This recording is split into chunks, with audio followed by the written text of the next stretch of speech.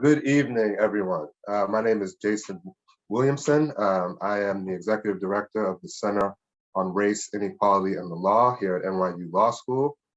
Thank you so much for joining us tonight for what promises to be a fascinating conversation with Rutgers Law School Professor Sahar Aziz as we dig into her new book entitled The Racial Muslim: When Racism Quashes Religious Freedom. Welcome, Professor Aziz. Thank you so much for being here with us tonight.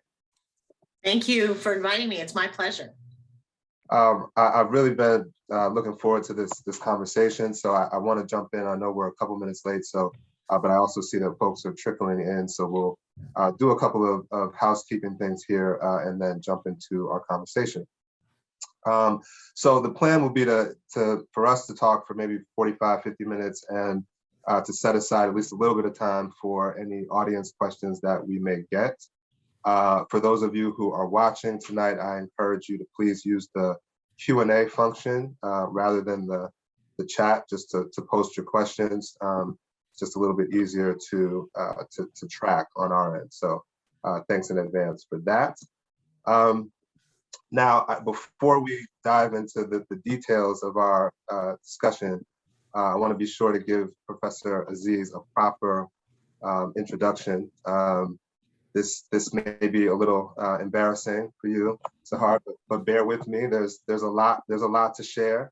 Sahar Aziz is a professor of law, chancellor's social justice scholar, and Middle East and legal studies scholar at Rutgers University Law School. Professor Aziz's scholarship adopts an interdisciplinary approach to examine intersections of national security, race, and civil rights, with a focus on the adverse impact of national security laws and policies on racial, ethnic, and religious minorities in the United States. Her research also investigates the relationship between authoritarianism, terrorism, and the rule of law in the Middle East. She's the founding director of the interdisciplinary Rutgers Center for Security, Race, and Rights, and a faculty affiliate of the African American Studies Department at Rutgers University, Newark. Professor Aziz serves on the Rutgers Newark Chancellor's Commission on Diversity and Transformation, as well as on the editorial board of the Arab Law Quarterly and the International Journal of Middle East Studies. Professor Aziz teaches courses on national security, critical race theory, Islamophobia, evidence, torts, and Middle East law.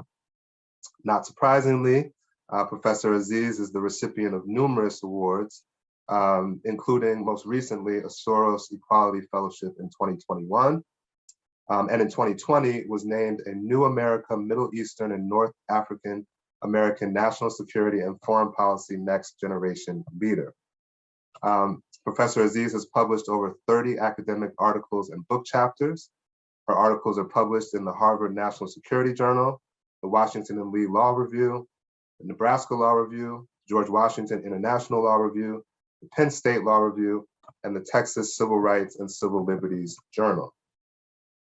Prior to joining legal academia, Professor Aziz served as a senior policy advisor for the Office of Civil Rights and Civil Liberties at the United States Department of Homeland Security, where she worked on law and policy at the intersection of national security and civil liberties.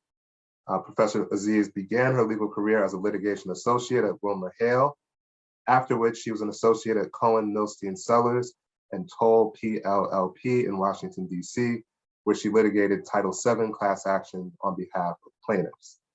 But most importantly, of course, for our purposes tonight, Professor Aziz is the author of a new groundbreaking book entitled The Racial Muslim: When Racism Quashes Religious Freedom.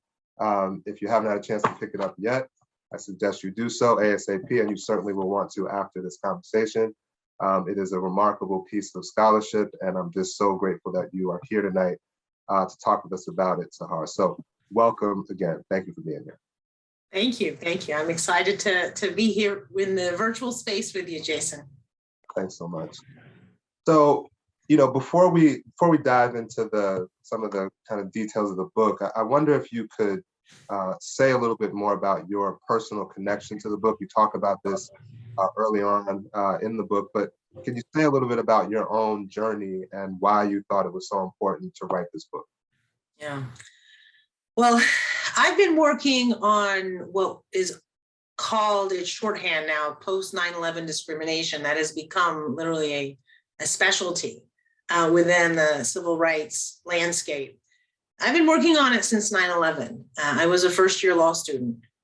So it was my second week of law school when 9/11 happened. And like everybody else all over the world, but especially in the United States, it was a traumatic event. And the way that it impacted you depended on your positionality within American society.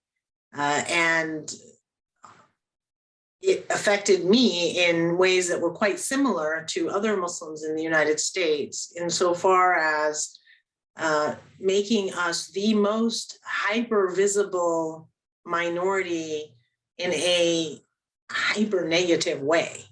And so to the extent that we were living lives as racial liminals, or we were racially ambiguous in our personal environments, 9/11 made that impossible. And so therefore we became what I think is the most racially threatening minority group at that time. And what we had hoped in these types of difficult circumstances was that it would be temporary, that it would last a year, maybe 2 years, and then people would realize that it was 19 criminals who committed an atrocious terrorist act, and it had nothing to do with the 1.5 billion at the time Muslims across the globe and about 4 million Muslims in the US. But that didn't happen. So for the last 20 years, I've been working along with thousands of other people who are focused on addressing post 9/11 discrimination in various capacities, whether they do it as community organizers, as religious leaders, as lawyers, as policy advocates, as scholars. So this book is really a culmination of 20 years of work. It took me 5 years to write the book. So I started in earnest about 2016 when Trump was running for office and ultimately won. I was certainly one of the millions of people who did not expect him to win, but it wasn't whether he won or not that mattered to me or was the impetus behind writing the book. It was that his platform was wildly successful and it was overtly Islamophobic, in addition to being xenophobic and other forms of bias. And that really made me realize that it was time to write the book. And I couldn't find the book. That was another impetus for it. Is I always refer to Toni Morrison's wise advice is if you can't find the book you're trying to read, you have to write it.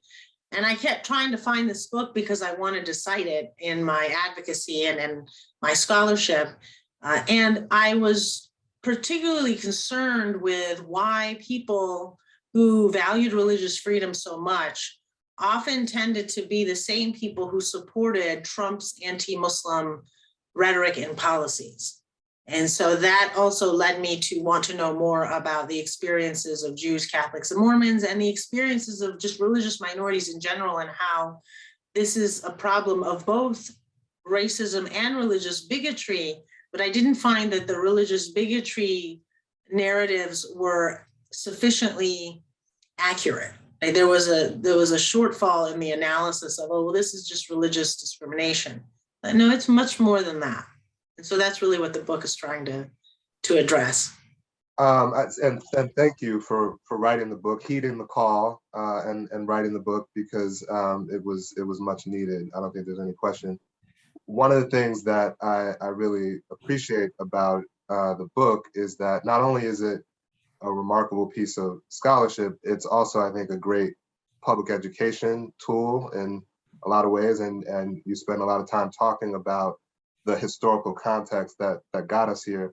And I wonder, just going back to 9/11 for a second, I wonder if you could just say a bit, and I know there's a lot to say, and again, hopefully folks will go out and get the book so they can get all the detail. But as you point out, the process of the racialization of immigrant Muslims in this country started before 9/11, even though 9/11 was sort of a touchstone. Obviously, things ratcheted up to an unprecedented level at that point. But can you say a little bit more about the context leading up to 9/11 and why that was sort of just the tipping point, as opposed to that being sort of the first time that this country decided to demonize Muslims and Islam generally. Yeah. When I was in the initial phases of the book, I had anticipated that about 85% of it would be post 9/11 focused and maybe 10 to 15% pre 9/11. But as I did more research and as I really dug into various areas of literature and various disciplines, I ultimately decided that half the book needed to be about pre 9/11. Because, like anything, you have to understand your history to understand your present and also to attempt to predict your future. And the different phenomena that had converged on 9/11 is what made the post 9/11 discrimination so salient. It's what explains why it wasn't just temporal, and it wasn't just a 1, 2, or 3 year temporal backlash or temporary backlash. And those various kind of phenomena are, and I kind of identify 4 of them as what are the major factors that contribute to the racialization of Muslim or the social construct of the racial Muslim. And those 4 are white supremacy, right? And that's affected anyone who is not socially constructed into whiteness. The second is xenophobia and the consequence of coercive assimilationism against immigrants or imposed on immigrants to be as close to Northwest European Protestant cultural norms and religious norms. The third is Orientalism that originated in Europe, right, during, one could say, argue as far back as the Crusades, but most certainly during the colonial era. And then finally, American imperial interests and designs in Muslim majority countries, especially in the Middle East and North Africa. And so all of these various phenomena converged on 9/11 to produce what I think, what I argue is the racial Muslim. And so if you look specifically, I think the white supremacist and xenophobic component, many of us are somewhat familiar with, and it affects many other minorities. But if you dig a little deeper into Orientalism and Muslim and US empire and Muslim majority countries, then what you find is that there's always been this undercurrent of negative stereotypes about people who are from the Middle East, who are often called for shorthand Arabs, who are often mistakenly assumed to all be Muslim, when in fact we have large religious minority of Christians and Jews and various denominations of Christians and Zoroastrians. I mean, it's a very diverse landscape religiously, the Middle East and North Africa. Yet everyone, in the US and in Europe, there's this presumption that everybody's Muslim. And also that these are people who are backward and they're savage and they're despotic and they're misogynistic and that they are kind of less civilized than Europe, which has been the gold standard. Whatever is Northwest European, whatever is Protestant, is deemed to be the most civilized, the most modern, the most sophisticated in American social norms, socio-legal norms. And that's also part of European colonialist constructs, which certainly affected their former colonies, including those that were in the Middle East and North America. So those factors, those stereotypes had always been there. And I go into, there's a chapter devoted to why Middle Eastern and North Africans are legally defined as white, which is important because socially, especially post 9/11, but even pre 9/11, they have not had all the privileges of whiteness.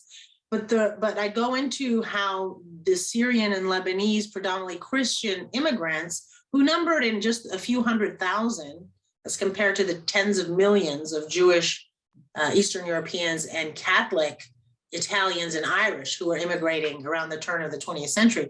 But everybody wanted to be white legally because that allowed you to become a citizen, to naturalize a citizen, that allowed you to own property, that allowed you to vote. There were all sorts of legal and economic benefits. And so when these individuals were going and saying, we're not Asians, because that was effectively what was happening, is they were being categorized as Asian, which then subjected them to the Asian exclusion laws, which originally targeted Chinese, but then expanded to anyone from Asia, is they would, the courts or those who were opposed to them arguing that they were white legally would use these Orientalist stereotypes to say, no, no, no, people from that part of the world are, you know, all of these negatives, hold all these negative traits. And this was during the time of eugenics, of scientific racism, which was affecting everyone, including Europeans, because as I note in the book, in 1911, there was a major report by the Dillingham Commission that found that there were 45 different races. And of those 45 races, 36 of them were from Europe. So imagine how, just to give you some context of how race is socially constructed and how arbitrary it is that back then, 36 different races came out of Europe, whereas now anyone who's European is just raced as white. Right. Right. So that's kind of what I look at is this Orientalist, and then finally the imperial, the Cold War era Arab nationalism, and how that also caused Arabs to be seen as a violent, terroristic, that if Palestinians or Egyptians or Algerians were fighting for their independence, right, self-determination, they were not freedom fighters. They were terrorists. And that was what the French thought of the Algerians, right? That's what the British and the Israelis thought of the Palestinians. And similarly, that's what the Americans thought of the Iranians or the Egyptians under Gamal Abdel Nasser. So these are not new phenomena. It was just that it didn't have such, the impact domestically in the US was very different as a result of the small numbers of Muslims from that part of the world who were presiding in the US, were living here because of immigration national origin quotas that were lifted in 1965. So before 1965, the numbers were just tiny from the Middle East and North Africa. You know, one of the things I was struck by really throughout the book, you know, as someone who grew up as a Black person living in this country and understanding the history of African Americans in this country and all of the various tactics that have been used by the powers that be over time to justify the mistreatment of Black people, and this idea that we had to be dehumanized or or delegitimized in some other way in order to explain away what would otherwise be a contradiction, right? And it sounds like it is much of the same playbook when it comes to particularly the immigrant Muslim community, that in order to explain why a country that is so allegedly devoted to religious freedom, we have to figure out why it's okay to discriminate against these folks. So it is, though the two sort of come out of very different historical contexts, it is striking how similar the approach has been. Let me back up a second. I have one other question just about, you mentioned the election of Donald Trump and how that sort of played in. A question about that, but before I get there, I want to make sure we define terms here. So, and you started to do that, which I appreciate. Can you tell the audience, give us a sense of what is the racial Muslim, and the sort of the construct that you created, and what led you to that sort of theoretical framework that you go back to throughout the book? Yeah. So the racial Muslim is a social construct. It is, I am not arguing that Muslims are in fact a race. In fact, quite the opposite, because if anything, Muslims could never be a single race due to the sheer diversity of the origins of the Muslims in the US, their national origins, as you know, how they came to the US, because unless you're Native American, you came from somewhere else to this country at various times, either voluntarily or involuntarily. And Muslims in the US that are not African American, so you have 30% of Muslims are African American. And the way that they came to the US is as a result of the transatlantic slave trade. Now, there's also a portion of Black immigrant Muslims or descendants of Black immigrant Muslims who came voluntarily as immigrants. And that number is actually one of the hardest numbers to find. And so that number I do not know, and I have not been able to find that. What is clear is that 30% are African Americans, but I'm going to assume that to the extent African immigrants or their children, grandchildren are identifying as African Americans, they're included in that. And then you have another 30% whose origins are from the Middle East and North Africa, and another 30% whose origins are from South Asia. 5% are Latinx, and they're the fastest growing population that's converting to Islam in the US, or identity group, and then a 5% that's mixed. But of those 60% that are either Middle East, North African, South Asians, or other, I guess 65%, they've immigrated here. And I'll say a group of the African Americans who are Black immigrants, they come from over 72 different countries. So it's impossible to say there is one Muslim identity that's based on your national origin, right? Or that's based on your ethnicity, or that's based on, and I'm weary to say race, because race is a social construct. White means nothing, Black means nothing in absolute terms, right? It's relative to whatever that society defines it to be. And that's not new to my book. That's just adopting critical race theory into the book. So as a result, the racial Muslim is really Muslims who have been raced, right? Who essentially, there are these biological like traits that are imposed on them by society that are due to their religious identity. And so you may be a highly practicing Muslim, you may be somewhat what I'll call secularized Muslim, you may be just Muslim by identity. But what I'm arguing is you are now raced when you are Muslim. And the racial Muslim is a hierarchy that argues or tries to explain why some Muslims are more prone and more susceptible to the most egregious forms of state and private acts of discrimination, while others tend to either not be affected personally or very mildly affected.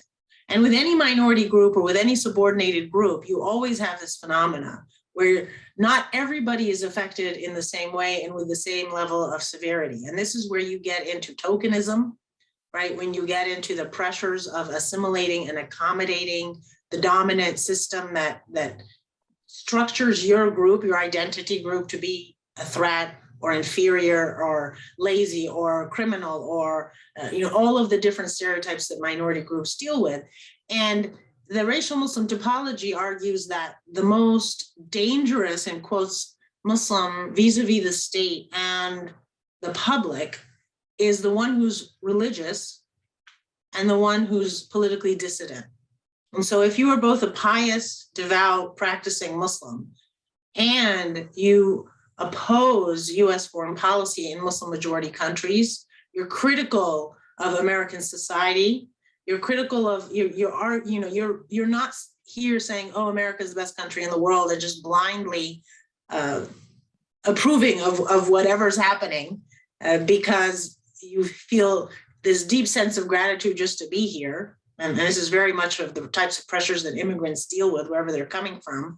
And this is why you have white supremacists saying, go back home if you don't like it, as opposed to, no, this is my home, and part of being home is wanting to improve your home and caring about your home and wanting it to be the place that it aspires and claims to be and should be. The second kind of less dangerous, or which then translates into less susceptible to national security practices from the state and discrimination from private actors, is the religious Muslim who's either apolitical or mainstream in her politics. And therefore you're always seen as suspicious because the fact that you're religious means that you may be sympathetic to terrorists. You may be subject to being recruited by terrorists.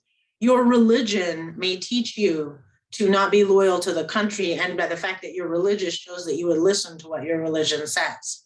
But because you're not a dissident and you're either apolitical or mainstream, there's kind of this conditionality of, well, we might accept you, we might trust you, but you really have to prove that. So you're in a very precarious position. And then you get to the secular dissident Muslim, and those are people who may not practice their faith. They identify themselves as Muslims. They're secularized in how their relationship with their Islamic identity, their Muslim identity, but they're dissidents. So they do oppose US policies vis-a-vis Israel, vis-a-vis Iraq, vis-a-vis Saudi Arabia. They are critical of racism within the country. But they're less dangerous, again, than the religious dissident because of the fact that they're not religious and they're open about that. There is kind of this dynamic of, well, ISIS would never take you, Al-Qaeda would never take you because you're not religious, you're somewhat heretic, but your politics and the fact that you're Muslim, because by being Muslim, you're presumed to be foreign, permanently foreign, an outsider. You don't have the privilege of dissenting, right? And then finally, I guess, the least dangerous and what is often, I think, called the moderate Muslim or the model Muslim is the secular, apolitical, or mainstream Muslim. So yeah, you might practice Eid, you say Ramadan Mubarak, you practice a lot mildly or you don't practice at all. And you're apolitical or mainstream in your politics, however that's defined. And so that's where you get a lot of liberals and conservatives saying, look, I have a Muslim friend. I'm not anti-Muslim, I'm not Islamophobic. But if you dig deeper and you ask, well, are your Muslim friends, are they religious? Are they religious and politically dissident in terms of critical of policies and acts of the US state, of the US military? And if not, why? And we have to ask that, and this applies to anytime you're engaging with minority groups that are subordinated, is how much are we playing into, even if we were ourselves belong to a minority group, how much are we playing into these pressures for subordinated minorities to accommodate and alleviate the fear by the dominant group, right? So those types of tensions of the pressures on the group and the responses by the group, the subordinated group, kind of always are interplaying with each other. And of course, I mean, to the point that you've returned to in this conversation and in the book, the fact that the most threatening sort of person in sort of this typology is both religious and politically dissident is ironic, since both of those things are supposed to be part of what it means to be American, right? Or part of what the American ideal is supposed to be about. Religious freedom and political dissent, right? In the First Amendment of the US Constitution. That's right, that's right. It sounded familiar, I thought. For those of you who may be just joining us, I'm talking with Sahar Aziz, professor of law at Rutgers University. We're talking about her new book, The Racial Muslim, When Racism Quashes Religious Freedom. Good look. For those of you who may have just joined recently, we will repost the link to the book so that folks can go out and get it. I want to go back to something you said earlier about, sort of the ratcheting up of the rhetoric and symbolism and all these things after the election of Donald Trump. But one of the things that you talk about in your book, and I wonder if you could just sort of, I guess, meld the two here, was the impact of the election of Barack Obama, right? And this sort of really dangerous intersection of anti-Muslim rhetoric and anti-Black rhetoric, and of course this theory out there that somehow Barack Obama was a closet Muslim, as if that's something that one needs to be in the closet about. So I'm just curious if you could talk about the link between what happened when Barack Obama was elected and then ultimately the ascendance of Donald Trump. Yeah. From a sociological perspective, what that entire episode is very revealing and telling and striking, because it brings back, harks back historically, but it also shows the different ways in which different forms of racism interact. So historically, because the question is, why was it so salient? Why did it resonate? Why didn't these accusations fall flat? Because they were so ridiculous and the facts were so clear that this man was born in Hawaii and that this man was not Muslim. And again, there was nothing wrong with being Muslim, but there was nothing to even indicate that he had explored even converting to Islam, and that he had written an entire memoir talking about how he'd only seen his father a few times in his entire life. He wasn't raised by his father, who was Kenyan Muslim, and how he'd never even been to Kenya except maybe once or twice. And this man had absolutely no connection to the religion, and he'd lived in Indonesia for a few years because his mother had remarried. So in terms of, if you just look at the facts and forget the stereotype, the prejudice for a minute, right, there's nothing there. So why did this catch on? Why was it so? Why did Trump, who led the birther movement, right? Why was he so effective, along with all the other people that were both Islamophobic and anti-Black racists? And the answer, there's many answers, but one of the answers is that Black Muslims have always been one of the racial tropes of anti-Black racism. And that was this parallel racial trope that was happening while the foreign, despotic, savage, backward racial trope of the Arab or Turkish Muslim was being developed primarily in Europe, but then also imported to the US once the US became a hegemonic power in the Middle East after World War II, and then also during the Cold War. But this racial trope of the Black Muslim subversive or militant originates from the creation of the Nation of Islam, the Science Temple, the Drew Science Temple, or from Drew Ali, the Moorish Science Temple, excuse me, and even in some of them had ties to Marcus Garvey. There was a lot going on in the Black liberation movement in the 1910s and the 1920s and the 1930s, right? Long before the civil rights era of 1950s and 1960s. And Islam was an identity that was being appropriated by a group of African-American leaders, particularly men, who were seeking to liberate psychologically and culturally and economically Blacks in America. And they saw Islam as one of the ways to do that.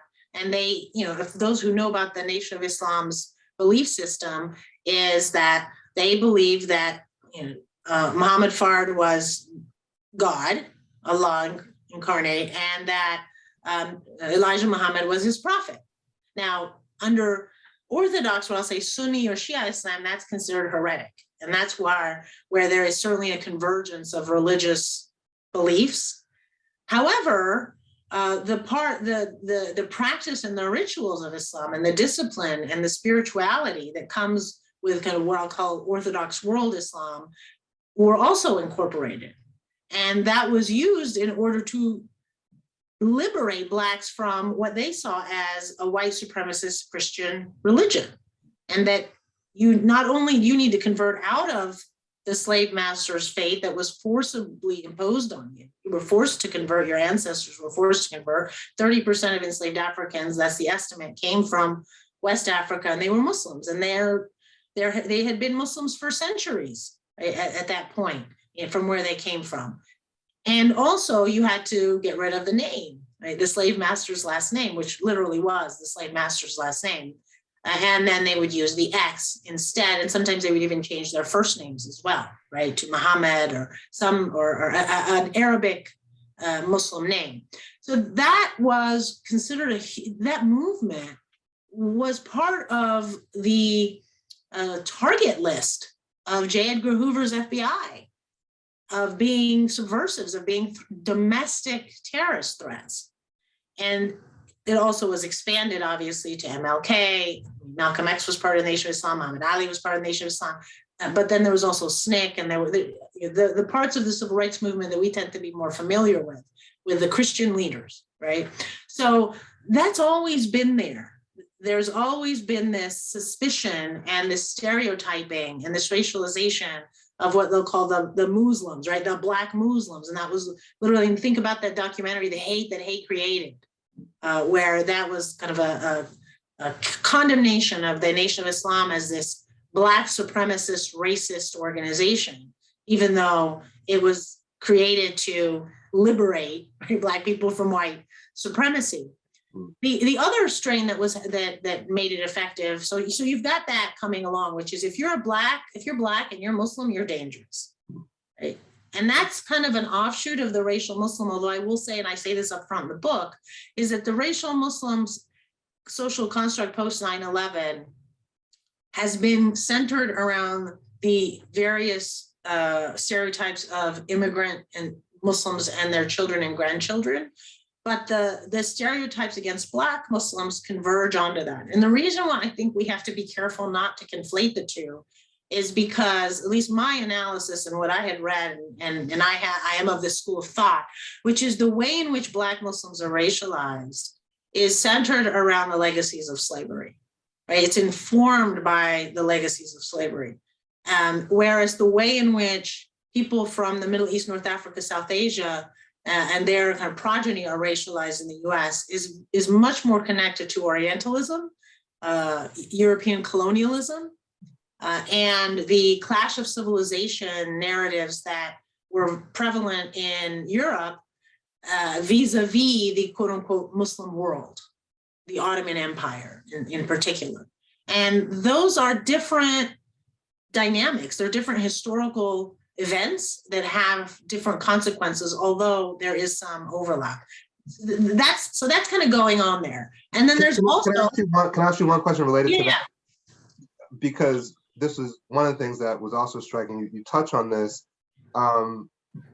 Despite the fact that there were those sort of different historical contexts, it's clear, as we talked about already, this country approached these two communities in very similar ways in terms of from a high level, at least in terms of the demonization and so forth. And yet there does not seem to have been a sort of a coalition that came about naturally among the immigrant Muslim community and the Black Muslim community. And I wonder how much of that, I mean, do you explain that around the difference in the practice of the faith? Is that about the way that this country has characterized the different communities? How do you explain? It seems to me like a point of coalition that just has never materialized, and I'm just curious why you think that is.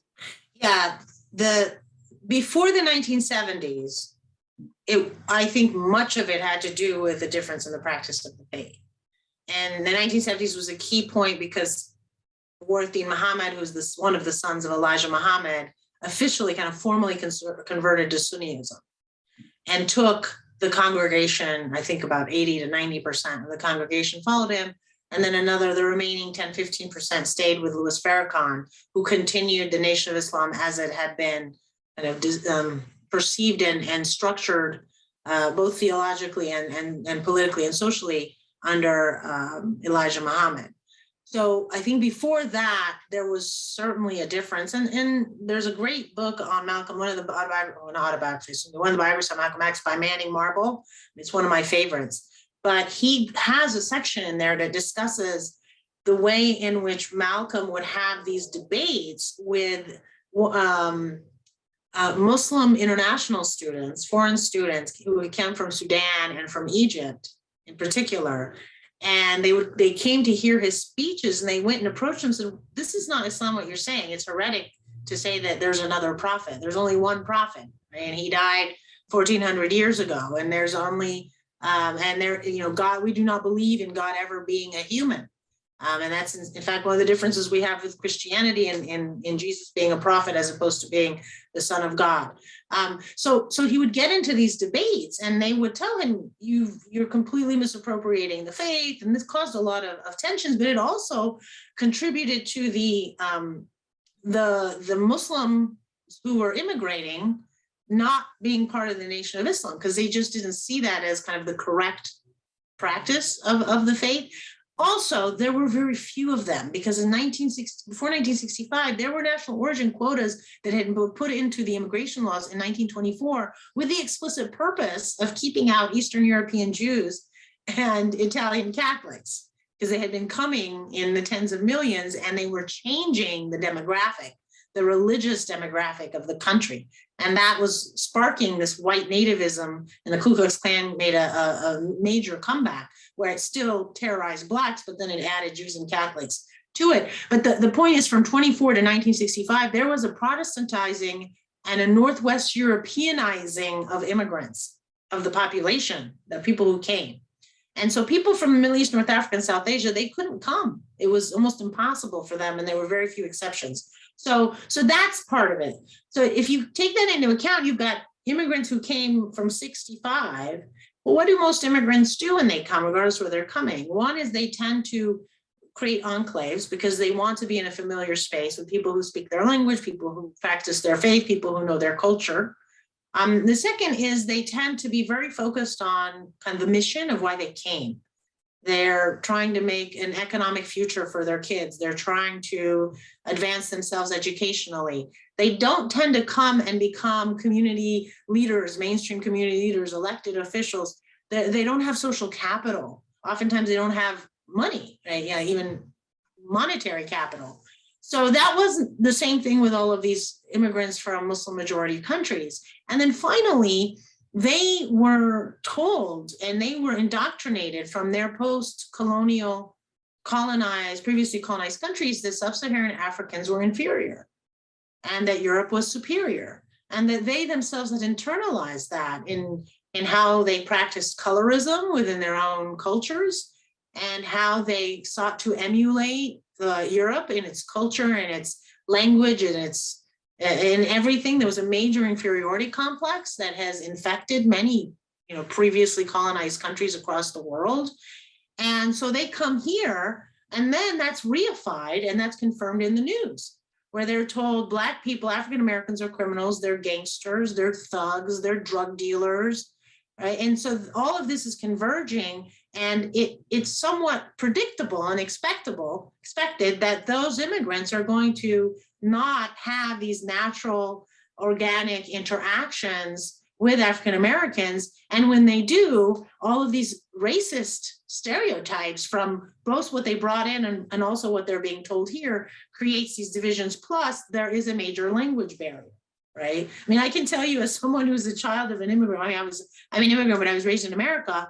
It was very difficult for me to understand the Friday sermons, because either they were purely in a foreign language, the language of the congregants, or the accent was so thick that I didn't understand it.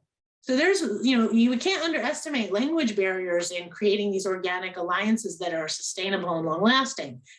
So there's all these things kind of going on. But all that is to say that. And I'm sorry I interrupted your train of thought. So you were saying that was sort of one piece of the response to Barack Obama. So I'm sorry to throw you off. Right. So the other piece was how acceptable Islamophobia was, and how that could be the cover for anti-Black racism. Because in 2007 and 2008, right, and then throughout his presidency, it was taboo to say the N-word, to call him the N-word. But that's really what they were saying. But it wasn't taboo to call him a terrorist or a stealth Muslim or a secret Muslim or someone who wasn't born in the US. And of course, the implication was not that you were born in China or that you were born in Argentina, right? It was that you were born in some Muslim country and sent here as a Trojan horse. And it was acceptable to say that. And not only was it acceptable, it was actually politically expedient. You got votes for it. You got a lot of votes for it. And I cite a lot of these, sources that show the campaigns that Republicans, it was mainly Republicans that were running at the state level, at the federal level. And you look at the advertisements, it's just appalling how overtly Islamophobic they are and how they're trying to strike fear right into the hearts of all of these people who have never met a Muslim, who have never been to a Muslim majority country, and who are inundated with negative stereotypes of what, of Muslims being a threat. So I think that when you examine just that episode, that period of time, it shows how much has not changed and how in some ways things have gotten much worse when it comes to racism in the United States, both against African Americans and against people of, with Muslim identity. Which leads to my next question. I know we're got about 10 minutes or so. I don't think we have a question yet in the chat. So on that point, I know that you are a student and an admirer of Professor Derek Bell, the late great Derek Bell, and I'm wondering about the permanence of racism as it relates to the racial Muslim. And you talk about in the book that there have been other religious minorities who have come to this country, been demonized, been vilified, and eventually have come out of that and been sort of integrated into society. And you've talked a lot about that and the racial implications of that. But with respect to the racial Muslim and the immigrant Muslim community in particular, and the sons and daughters and grandsons and granddaughters of those folks, is there any light at the end of the tunnel? Is there any hope that this is going to change at some point? And if so, what might be the impetus for that change? Well, so I believe that with hardship comes enlightenment and comes growth and resilience. And there are a few of us, there aren't very many. And I know this because I've been engaging with people working on anti-racism and anti-Islamophobia for 2 decades now. And so those who are of my generation, which I will disclose, my decade was the 90s. I'm a 90s girl. In the 90s, very few of us cared, unfortunately, about racism against Blacks. And within my kind of larger Muslim immigrant community. Right. And I was one of the people who did. I kind of have a unusual just life experience that I went to a high school that was had more than half of the students were Black, and all my friends were Black, and I actually identified much more as an African American or with African Americans than I did. Well, there were no Arabs, there were no Middle Easterners where I went to school. It was white and a little bit of Hispanic, just a few small percentage, and Black. And as a result of that personal experience over many years, I was very sensitized to anti-Black racism. Right? My friends experienced it. My friends' parents experienced it. The America that I saw was very different than the America that my parents saw. They were grown and were going to work and coming home, and really kind of their head was down. They were very focused on raising their family. But when you're living right with African American communities, especially if they're not the most elite, this was low income. Well, it was middle to lower middle class, some working class. So and there are others that are like us, but it's really those personal experiences that make you see the country and it's through a different light. You see the injustices and you see the discrimination and you see the double standards. And I was a racial liminal because people really couldn't figure out what I was. They didn't know what an Arab or you're Egyptian, and people would just decide, well, if you're Egyptian, you're African. Well, if you're Egyptian, then you're Pharaonic, right? You're a pharaoh. And pharaohs aren't threatening to white people because pharaohs are really, it's such a neat civilization. Mm. And so people would kind of decide what they wanted you to be. And then in some ways, that's how race works. Exactly. So after 9/11, so my point is before 9/11, there just wasn't an interest. And I'm not making excuses, I'm just being descriptive. Yeah. After 9/11, it was the awakening of the immigrant Muslim community and their children, grandchildren, where they kind of looked and was like, oh my God, we're not white. They're not, why aren't they treating us as white? We're white. We thought we were white. And in the beginning, you saw this literally, it was very open. People that were older, like my parents' generation, trying to tell people we're good people. We're peaceful people. We're not those people, whoever those people were. And then they realized, wait a minute, this isn't, they're not going to change their minds. This is racist. This isn't a misunderstanding. This isn't just ignorance. And as they realized how racism works, because now they were victims of it at a systematic level that was very sustained, and it was in the media, and it was at school, and it was at work, and it was in the public space, that's when people started to learn more about anti-Black racism. Right. And so that also, and the people that were doing the most learning and the most reading were those who were coming of age after 9/11. So it was these kids who were around 12, 13 on 9/11. And so for that next 10, 20 years in their formative intellectual development. So now what we have, and I have an article that's coming out in the Oxford Encyclopedia of Religion called Whosoever Sees an Evil, Muslim Americans' Advocacy on Human Rights. And it really talks about this coming of age of a generation of Muslims, immigrant Muslims, or children of immigrant, grandchildren of immigrants, who now have collaborated and created coalitions with Black communities, right? Whether the Black communities are Muslim or non-Muslim. And now we're seeing this, what I think should be happening and should have been happening a long time ago. It's unfortunate that it took being discriminated against so harshly for the communities to have some empathy, to understand just how bad things were. But unfortunately, that tends to be the human condition, right, anywhere in the world, and to walk in those shoes.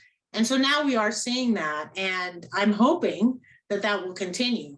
The question mark is, there is always this temptation in this country, to say, come and be white, be white.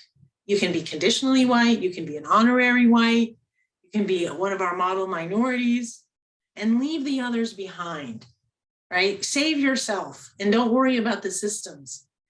And the last 20 years has not allowed Muslims to do that. So they didn't have that choice. And when they did, a lot of them took it pre 9/11. This is the immigrants, obviously. African-American Muslims don't have that choice. Right. And so the big question is, what's going to happen in the future if Islamophobia dies down? Now, I don't think Islamophobia is ever going to go away. I think the roots have gotten so deep that it will always be there.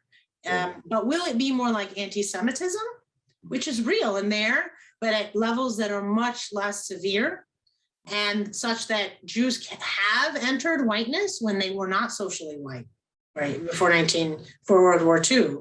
Right. And if so, how will Muslims respond to that? Will they say, okay, I'll take that deal? Or will they stand and say, no, we are committed to social justice. And if there's no justice for some, then there's no justice for all. And we are focused on combating systemic racism, not on trying to personally just evade it on our own. And that's going to take, and I think this is where people like you and me are important people, and who teach and who are engaged in advocacy, is we have to educate the next generation, because you and I both know, I don't know, Jason, if you were one of the lucky ones. I definitely was not. I didn't get the education that I had to give myself through life and through my own readings. So many things in my book, nobody taught me that in school, and they should have. They should have taught me that in school, right? And so one of the things that's happening now, which is creating a white nativist backlash, and we see it in school boards, and we see it in the attacks against critical race theory, and we see it across the country, which is now there is more of a demand of a more accurate and holistic education of American history, so that we don't continue these cycles of oppression, these cycles of systemic racism. So I don't know the answer to that, but I just think that we need to have our eyes wide open. And I think that people who are of Middle Eastern, North African, or South Asian descent who identify as Muslim need to be much more aware of the way in which the hierarchy is structured, the racial religious hierarchy in America, and how phenotype can shield you from the worst, but how Muslim identity, at least in the last 20 years, has not given you that. And once, if it does go down, where will you go? Will you forget? Right? Or will you remember and say, no, I'm in this fight for the long run. And it's a tough, I understand as committed as I am to racial justice and social justice, I understand that for individuals and communities, it's much easier said than done when that is sort of waved in front of you as a possible advantage, whether that's for yourself, for your family, whatever the case may be. A lot harder to stand up and continue to do the work. I can say I was absolutely not one of the lucky ones who learned really any of this growing up, and I learned a ton just in reading your book. And I tend to think I'm fairly well read, but as I went through the book, I was starting to question that quite a bit. So, which is why, again, I thank you for writing it. I think anybody who spends the time to dig in and learn the lessons that you're trying to lay out is going to be better for it. And I think, as you said, it's up to us now to make sure that we spread the word and inspire folks and hold people accountable going forward. Again, the book is called The Racial Muslim, When Racism Quashes Religious Freedom. Sahar, thank you so much for joining us tonight. Really appreciate it. And we look forward to having you back. All right. Thank you very much. And thanks to everyone who attended. Yes. And thank you for all the important work that you do, Jason, with the NYU Center on Race. And I look forward to continuing the fight together. Thanks so much. And again, the link to the book is in the chat. Please go get it here in the next minute or two if you haven't already. Hope everybody has a great night. And we'll talk soon. Thanks, Sahar. Bye-bye.